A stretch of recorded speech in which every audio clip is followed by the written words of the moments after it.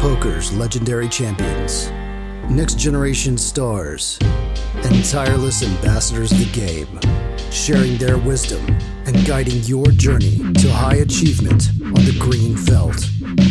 This is Tactical Tuesday on Chasing Poker Greatness with your host, Brad Wilson.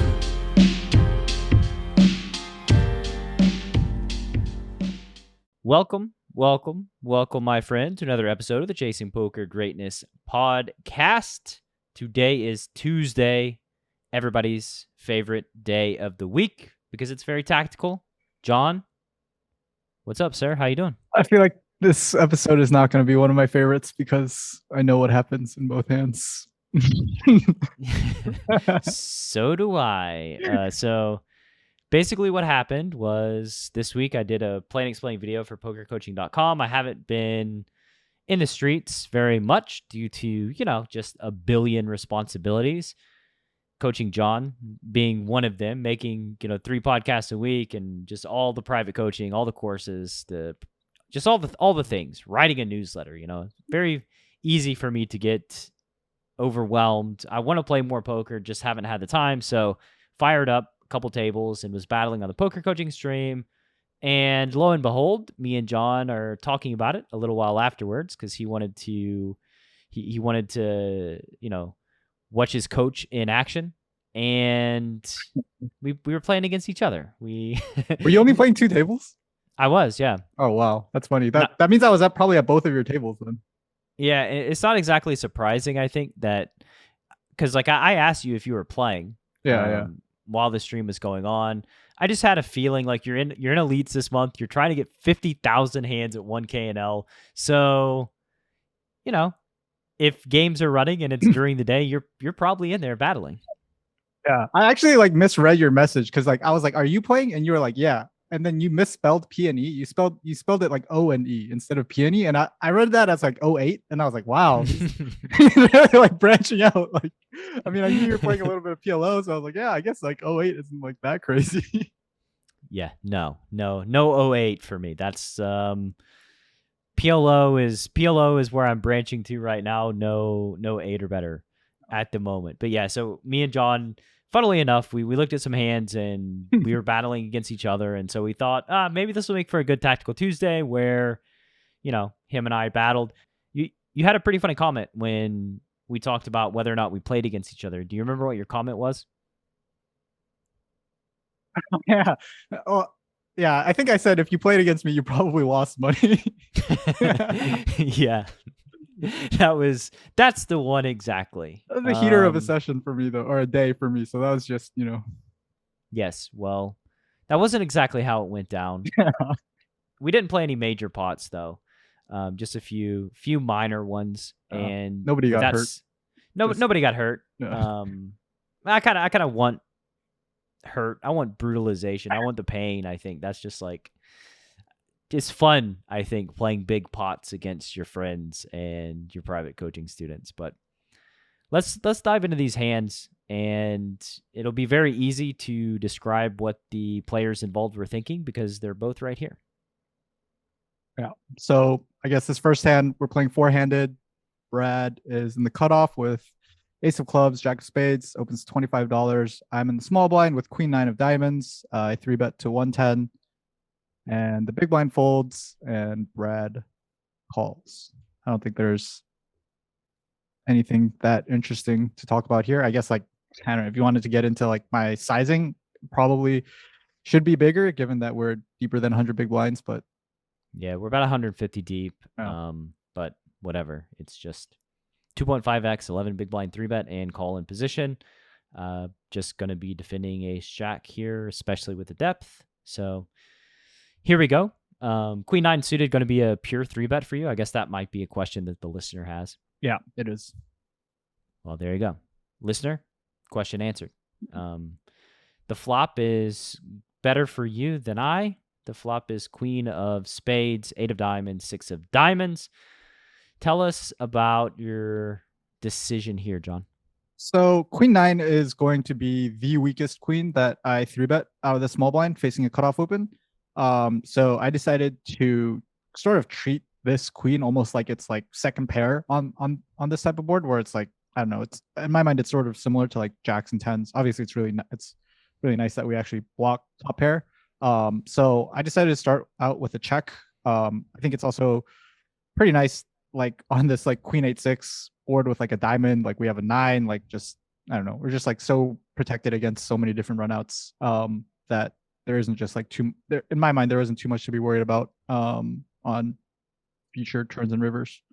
Yeah, and because of the depth too, it's probably just okay to start by checking because like you don't want to get raised, you don't want to get put in some like really funky spots downstream, being out of position. I think checking this hand is fine.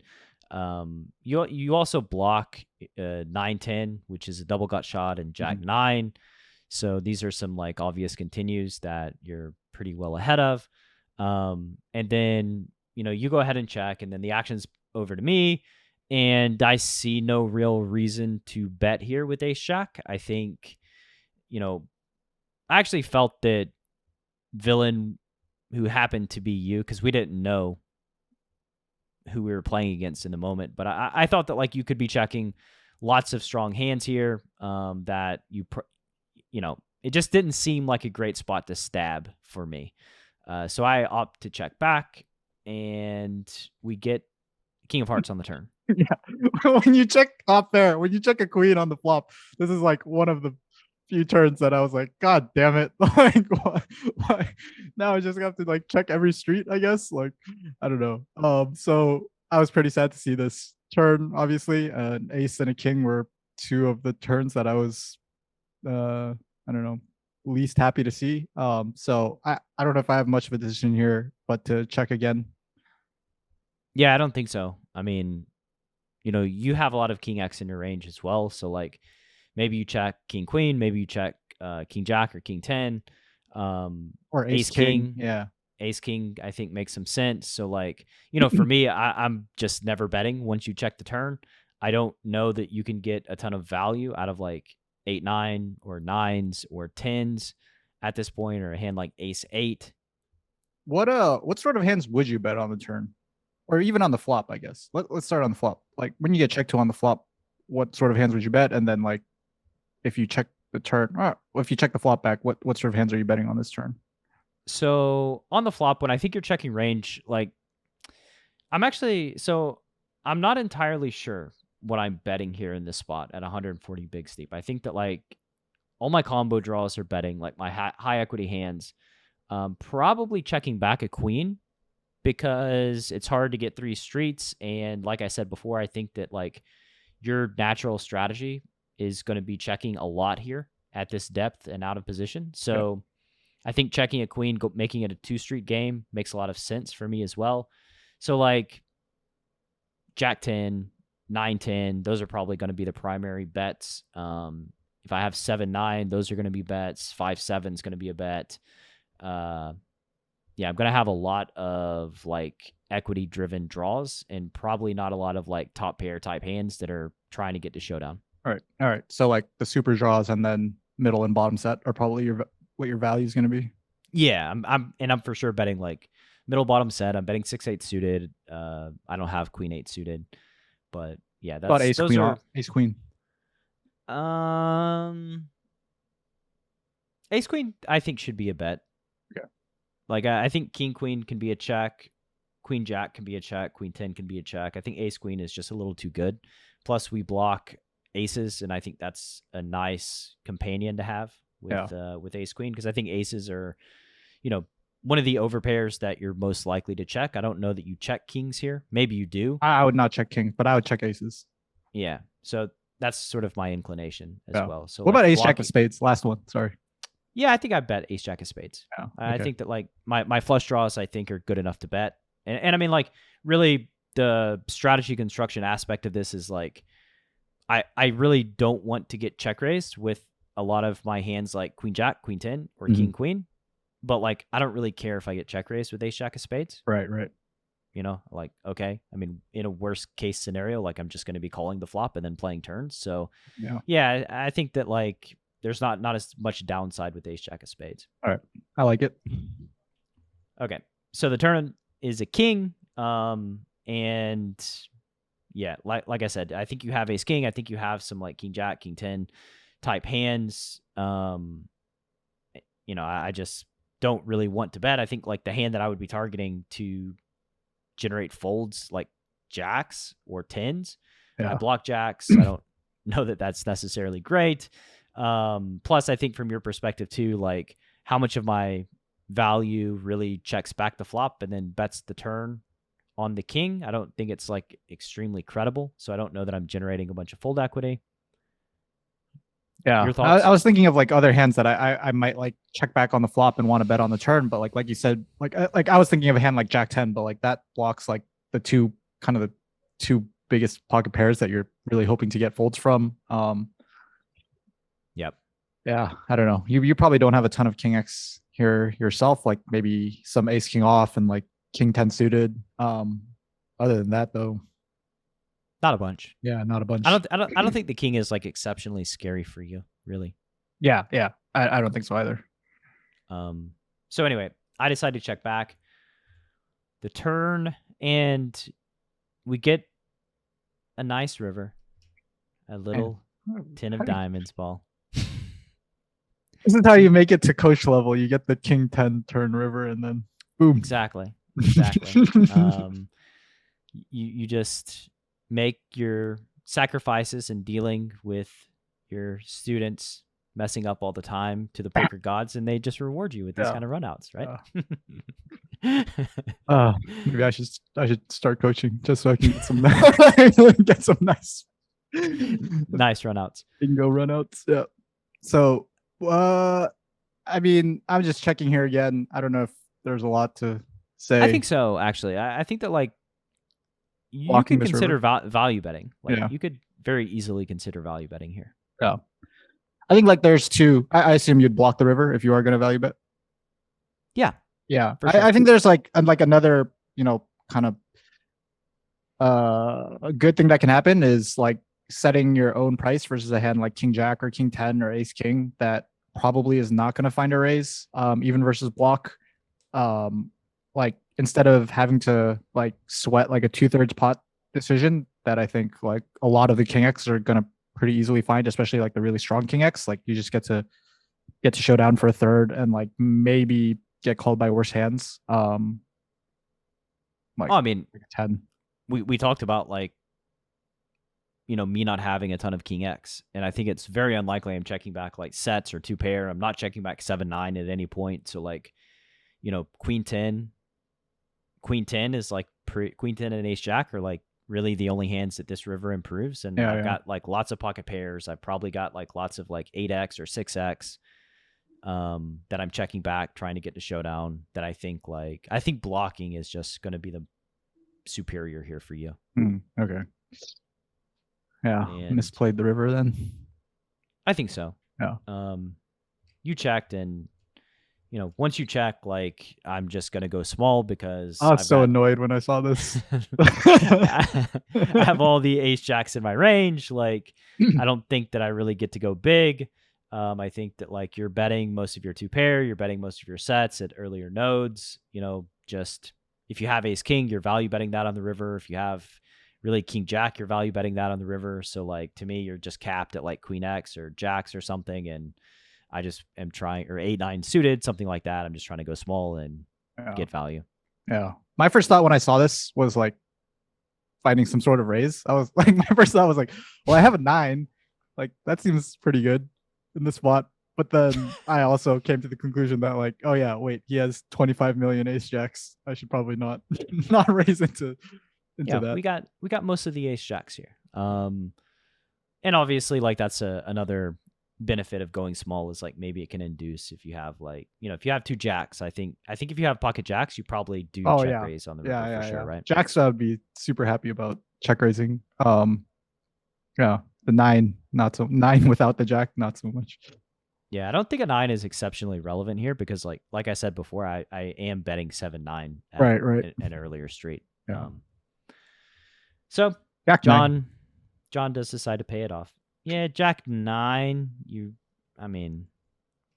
I guess that is one hand, but I'm likely to bet Jack 9. Do I bet Jack 9? I don't know.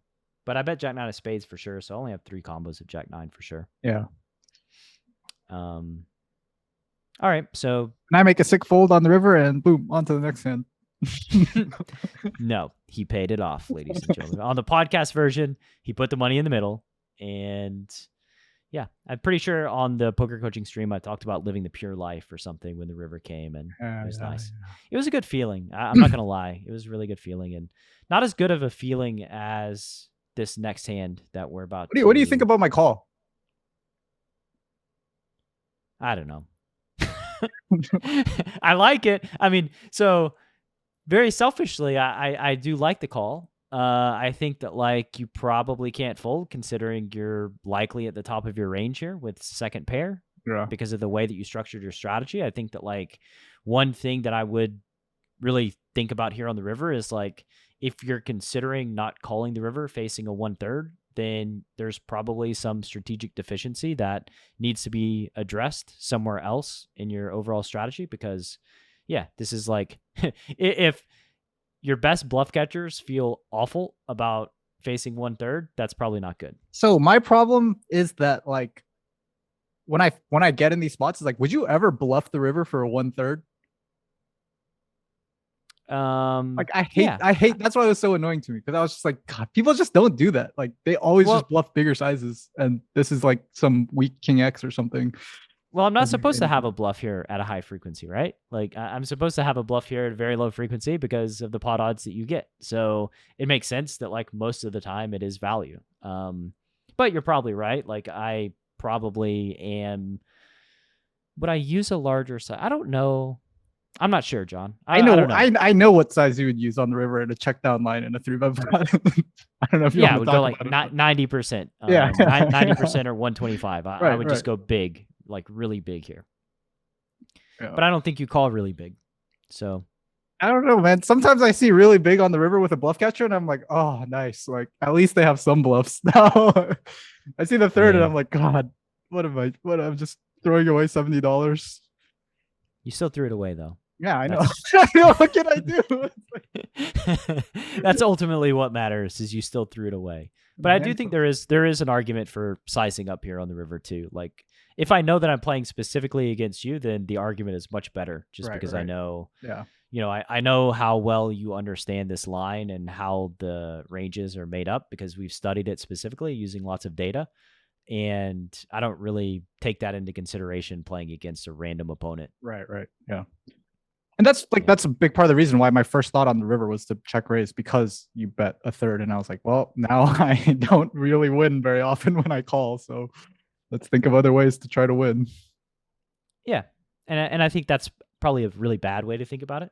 I think that like you're going to win you're not going to win very often at all. But like I said, there's some other strategic, you don't have to, but something's happening else where like if your best bluff catcher is like, ugh, I just don't want to call versus a third, then like you've probably messed up somewhere before this. I think that like you should bet yourself is one of the first things on the river here. Like you just have to go for value. Yeah.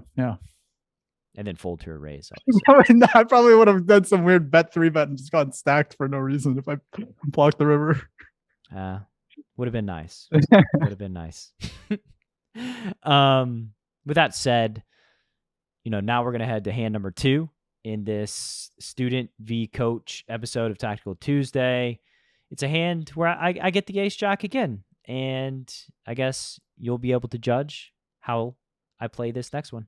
So stick around. Before I got Nuffle, I had run into a lot of donk bets. And I think once you play a certain amount of hands, there's something wrong with our opponent's strategies, but you don't know how to play to maximize EV against it. And it's very frustrating. I looked at the document and I couldn't believe that I paid money for it. I actually doubted that it could provide value because it was so brief. But since then, it's repaid me just over and over and over again. And it's one of the most consistent moneymakers built into my strategy that sheds light on just how bad your opponents are. And it took me 20 minutes to perfect it. And it's just amazing. Yeah, I'm speechless. It's just that good. The simplicity of it is part of it being a masterpiece. All right. Welcome back to this week's episode of Tactical Tuesday. This is hand number 2 in the Coach Brad versus John edition of Tactical Tuesday. John, you want to start breaking this hand down for the listener? Yeah. So starts with me on the button, opening pocket sixes. Brad is in the small blind with ace jack offsuit. Assume this is going to be a pure 3-bet for him. And I am going to be pure calling pocket sixes, facing a 3-bet from either of the blinds. So that's what I go ahead and do. Yeah, if there's one thing that I learned from the first hand, it's that I know how to play ace jack very well. So yeah, it is a pure 3-bet from the small blind facing button open. And I mean, everything up to this point is pretty just textbook A-OK. And here we get a flop of Queen of Hearts, Queen of Diamonds, 10 of Hearts. And I start out by c-betting. And it looks like I c-bet like really close small. to a fifth.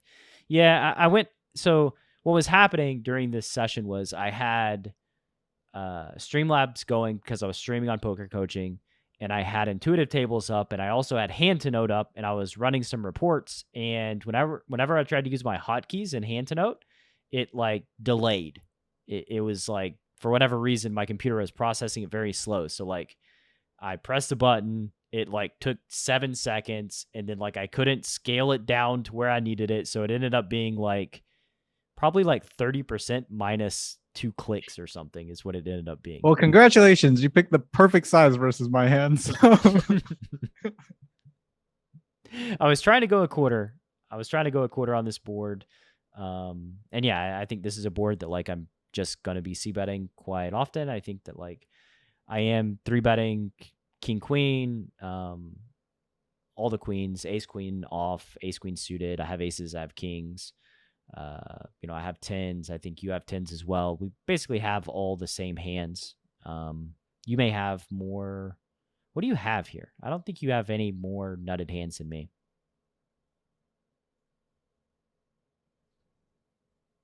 Yeah, I think we have all the same hands. I don't think I mean, we have probably the same amount of queen X, same amount of pocket 10s, same amount of queen 10 suited. Yeah. Yeah, so you're probably the one thing that you do have is more of these type of hands, I think, like the small pocket pairs that I'm not 3-betting from the small blind. Right. Yeah, I'm going to have like 4s, 5s, 3s. Yeah. So, and deuces, I assume too, right? All your pocket pairs? I don't know about deuces. I think deuces, I would actually, I've begun folding. I know like pre-flop bootcamp, deuces is a pure call, but. Yeah, you got to draw the line somewhere apparently, and deuces and trays, that's the line for you. No. Threes is in there. That's what I'm saying. That's the line. Oh, like there's threes are right here on the left, and deuces are right here on the right, and the line is right in between both of them. So everybody knows trays flops more sets than deuces. So I mean, deuces never loses though. Where'd that come from? Oh, that's true. Dang, maybe I should put it back in there. Yeah, if it rhymes, if it rhymes, it can't possibly be not true. So anyway, I bet, you call, and the turn trips the queen. And I mean, from my end, I'm pretty much salivating at this card. Like I've got aces and kings. I think the button will probably have some jacks here, although they can be 4-betting. Actually, no, they're probably 4-betting jacks, I think. Yeah, I 4-bet get it in with jacks in this situation. Yeah, so I have aces, I have kings, I have jacks, I have ace queen, like I have quads. So yeah, basically I just felt like I had nut advantage here and was just ready to kind of go to war with multi-street bluff. Yeah. And like, the opposite side of the coin for me is that like I saw this turn and just like, well, I just get like taken behind the woodshed on this turn. Like, I don't know what, like, I think like, I guess like what's interesting from my perspective is like, what are like the worst hands that I defend here? Or like, maybe like, what are some hands that are even better than boats that are like worth calling here? Like, is having king jack here better than having sixes? I think it probably is. King jack. Why is king jack better than sixes? Just blocking like some of your strongest boats and like some of your quads at least, and like at least having one overcard to like a 10. I don't know what you think. That's what I'm saying. It's like I mean, don't know what to think about this one. maybe it's better, but I don't think either one are really much of a continue. Yeah.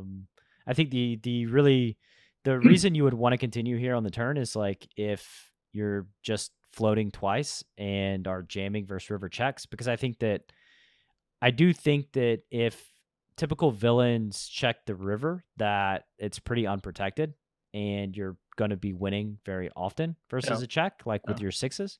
So if you have King Jack, on the other hand, I think that like versus river check, you're probably just going to have to jam because King High is going to lose to some of my ace highs, like this specific hand. Yeah. But I mean, once the queen tripped and like I'm blocking ace queen, I'm blocking queen jack, and I've got all the nutted hands, like I was just ready to go to war.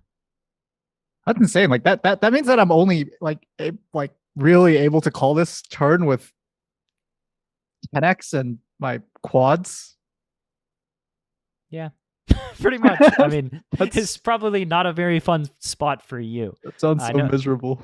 I know that, like, when we talked about this spot, you know, you were a little surprised at my sizing on the turn. So do you want to speak about that?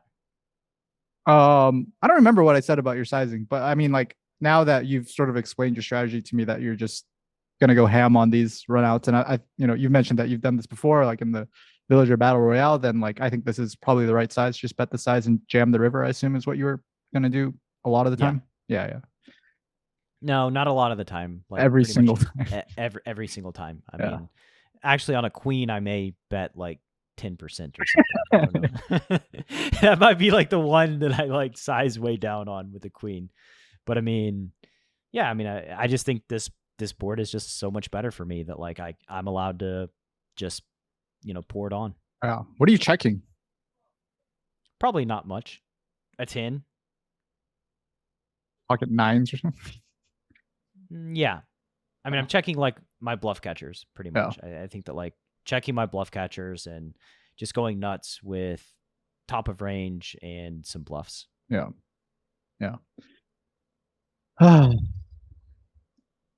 so what could you do, John? What could you do? I don't know what I can do here. Like, let's talk about this situation in reverse, right? Like, if you have the ace jack and you 3-bet, I guess we'll start by asking, do you c-bet this flop?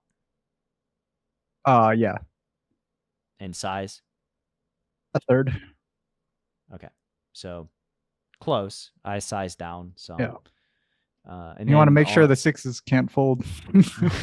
And then on this queen? Probably.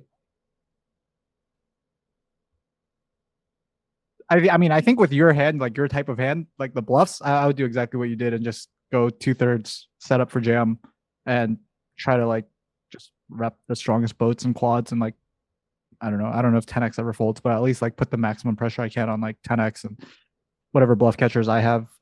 Just given, like you said, just given the massive advantage, like range advantage we're gonna have on this run out. I'm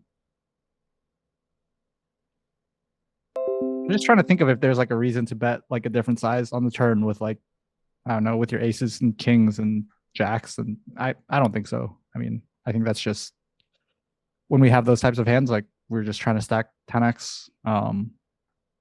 Yeah. I don't know. I probably would have played it very similarly to how you played it. Right. And so what we're learning here is that in the world where we all have all the spots against each other, you and I would have played this spot the exact same if the cards were transposed. You know, if I had sixes, then I call the flop and fold the turn, and you have the sixes, so you call the flop and you fold the turn.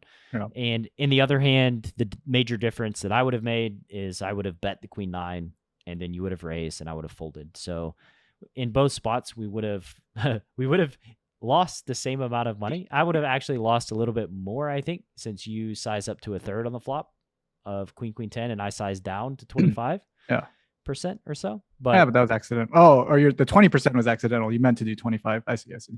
Yeah, I meant to go smaller than 30%, but I just couldn't. It was too annoying dealing with all the lag and software issues. Yeah. So for the listener, you know, even though I did come out on top in both of these hands. I do think that like swap it up and it's still, still an even ball game. Do you think the call on the flop with sixes is mandatory? I think so. Yeah. Yeah. I was just like curious because like we just like we have like so little visibility on like whether we have the best hand or not on runouts, and like just you get barreled on the turn, even like a non-queen turn, like even like a pretty good turn, or I don't even know what a good turn is for sixes. That's not a six, but like you face a turn bet and it's like, well, I don't know, like I could have the best hand still, or like they're probably just betting all their king jacks and jack nines and ace jacks. So yeah, I was just thinking like how do we proceed with sixes ever? I mean, I think it's pretty clear. You just call the turn when they bomb and the queen doesn't trip, like on deuces through like eights, I think. Mm-hmm. Because while we both do have queen X, I think that like small blind does have some incentive to keep betting the turn. And like none of my queen X on the button is going to be raising the flop or the turn. And so I do think that like once we call twice, we've got boats, we've got a lot of queen X. And so I think that the small blind is not very incentivized to just bomb the river. So like I'm just calling the flop and calling turn and then folding to a river jam and happily checking back versus a river check. Gotcha. Okay. Yeah, that sounds reasonable. I hate call folds. My least favorite. Favorite line. What do you mean by that though? Like you hate it. I think that like it should be a tool in your arsenal and it's highly appropriate in specific spots. I don't know. I mean, it's just it just seems like I mean I agree that there are lots of situations where you have a hand that can call twice and like should fold the river, especially given like the full range that you get to the river with. Like you said, like once you get to the river, I'm gonna have like hands that are significantly stronger than sixes that can call the jam. But I don't know, it just emotionally it makes me feel terrible to like put in two bets and turn bet being pretty big and then just folding the river a lot. Yeah, but I mean you're playing a strategy, right? Like we're not playing like the absolute result of the hand, and I think the strategy dictates that like calling twice is going to be fine. Yeah.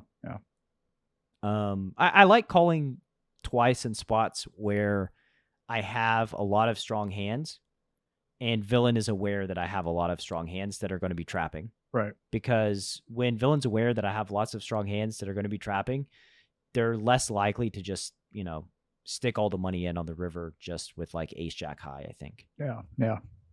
Like it would be very difficult on like queen 10 if the turn's a deuce and ace jack bets and you call and the river's a 4 to just pile the river with ace jack high. Right. Yeah, especially with a jack. Yeah, I agree. So cool. Interesting hands. And maybe we'll play some bigger pots against each other in the future. I can improve my 0-for-2 record currently versus you on Tactical Tuesday. You beat me in a hand.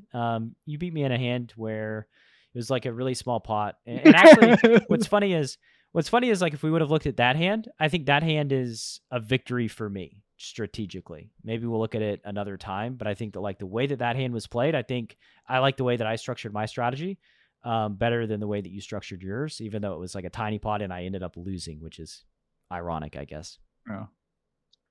Yeah. Maybe we won't ever talk about it. Maybe we won't ever, but maybe we will. We never know. I guess that's going to do it for this week's episode of Tactical Tuesday. Thank you very much for listening. Be sure to subscribe on YouTube or whatever podcast app you're listening to this episode of Tactical Tuesday on Chasing Poker Greatness. And just like the last couple of weeks, we still got free Nuffle going on. So freenuffle.com. Click through. You will get access to $199 course Nuffle for signing up to Bovada through my link. That's going to do it for this week. John, tell the listener bye. See you next week. Thanks for listening to Chasing Poker Greatness. You can subscribe on Apple Podcasts or on your favorite podcast app.